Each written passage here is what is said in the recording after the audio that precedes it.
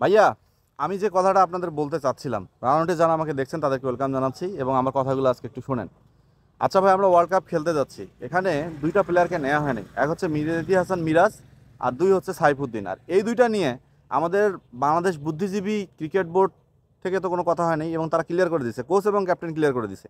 সেই সাথে আমাদের বাংলাদেশের যারা মানে বিশেষজ্ঞ বোধ আছে, মানে বুদ্ধিজীবী ক্রিকেট বোধ যারা আছে, তাদের মাথায় হাড়ি ভাঙছে কেন মিরাজকে নিল না, কেন সাইফুদ্দিনকে নিল। আচ্ছা ভাই, আমার কিছু প্রশ্নের আগে, আমার দুইটা প্রশ্নের আগে উত্তর দেন।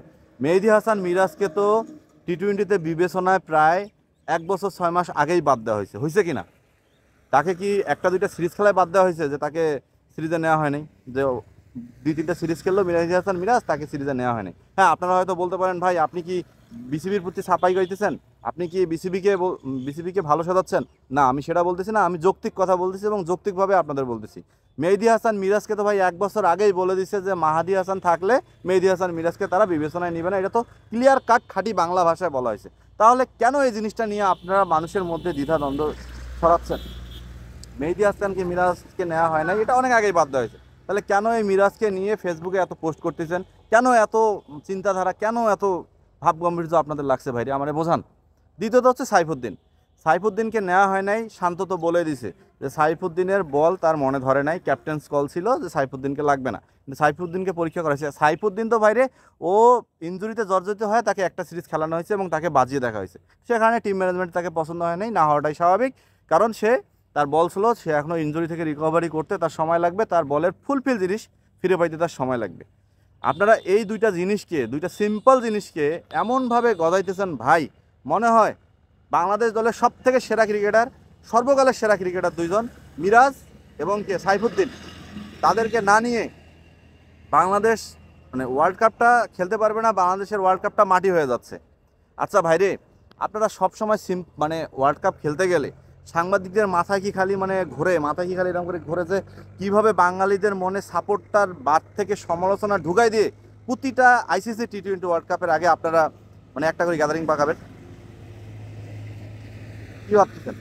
আমি হঠাৎ করে চুপ হয়ে যাচ্ছি কেন ভাই? প্রতিটা বিশ্বকাপের আগে মানে সবগুলা বাংলাদেশের বুদ্ধিজীবী যারা আছে, ক্রিকেট বুদ্ধিজীবী আছে, তাদের এইটাই বোঝা হয়, এটাই জানা হয় যে মানে কোনো না কোনো একটা খুঁত বাইর করবে এবং সেটা নিয়ে পুরো বিশ্বকাপ জুড়ে সমালোচনা চলবে। যেমন এখন মিরাজ এবং সাইফুদ্দিনকে নিয়ে সমালোচনা চলতেছে, মানে পুরো বিশ্বকাপটা জুড়ে এটা নিয়ে চলবে। যেমন গত বিশ্বকাপে গেল কি তামিম ইকবাল ইস্যু, মানে আরও কোন যেন কোচ একটা ছিল, ডোমিঙ্গো না খোমিঙ্গো, তার ইস্যু, মানে আবার ওই ইন্ডিয়ান ওয়ার্ল্ড কাপে গিয়ে হাতুড়ি সিং ইস্যু, মানে কোনো না কোনো একটা ইস্যু আমাদের বের করতে হবে এবং সেই ইস্যুটাকে নিয়ে পুরো ক্রিকেট ফ্যানদেরকে নিয়ে গরম রাখতে হবে। এবং আরেকটা কথা বলে রাখি, প্রতিটা ম্যাচের প্রতিটা সেশনে কোনো সমস্যা হলে এখানে সাইফুদ্দিন থাকলে ভালো হতো, এখানে মিরাজ থাকলে ভালো হতো, এখানে মিরাজ ছক্কা মারতো, এখানে সাইফুদ্দিন উইকেট নিত, এই ব্যাপারগুলো নিয়ে আপনারা রিপোর্ট বানাবেন। কেন ভাইয়া, আমাদের যে প্লেয়ারগুলো গেছে এরা কি খারাপ? এরা কি খারাপ? আমার তো মনে হয় বিসিবির উচিত এখন সিলেকশন প্যানেলে আমাদের কিছু মানে টিভি সাংবাদিক থেকে শুরু করে ইউটিউব সাংবাদিক আছে, তাদেরকে ভাই সিলেকশন প্ল্যানে বসা উচিত এবং তাদের সভাপতি করে বিসিবি সভাপতি বানানো উচিত।